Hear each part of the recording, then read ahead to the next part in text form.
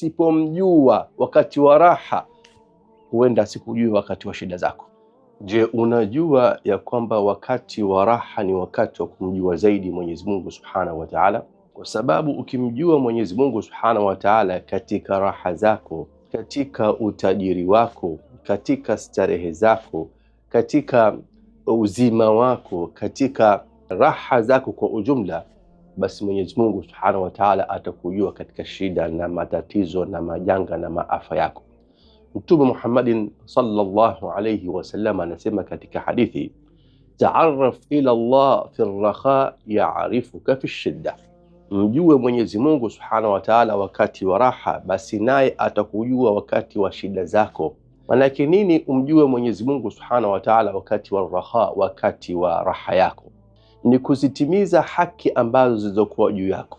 Anapokupa Mwenyezi Mungu Subhanahu wa Ta'ala, mshukuru, muabudie, itikia amri zake, itikia unapoitwa katika wito wa sala, funga, toa katika mali zako, toa zaka iliyokuwa wajibu kwako, tumia afya yako katika kumtii Mwenyezi Mungu Subhanahu wa Ta'ala, tumia afya yako katika kuepukana na yale ambayo Mwenyezi Mungu Subhanahu wa Ta'ala amekukataza.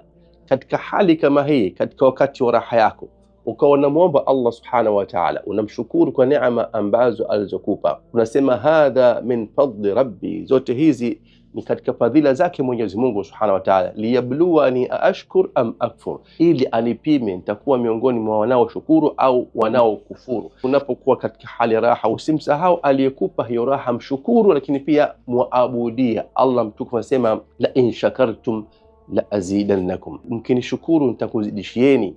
Na akasema wa'bud rabbaka hatta ya'tiyaka al-yaqin, na uendelee kumwabudia Mwenyezi Mungu Subhanahu wa Ta'ala katika kila hali mpaka mauti kufike. Maana nini? Maana katika wakati wa raha muabudie, katika wakati wa utajiri muabudie, katika wakati wa starehe usimsahau. Mtume Muhammad sallallahu alaihi wasallam asema, mjue Mwenyezi Mungu Subhanahu wa Ta'ala wakati wa raha zako, utajiri wako, afya yako, ya'rifuka fi shidda, atakujua katika shida zako na maafa yako na matatizo yako na majanga yako.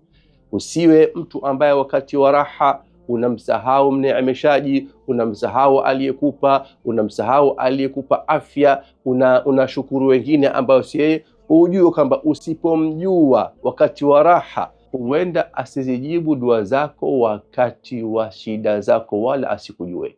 Kono kwa kono hadi peponi.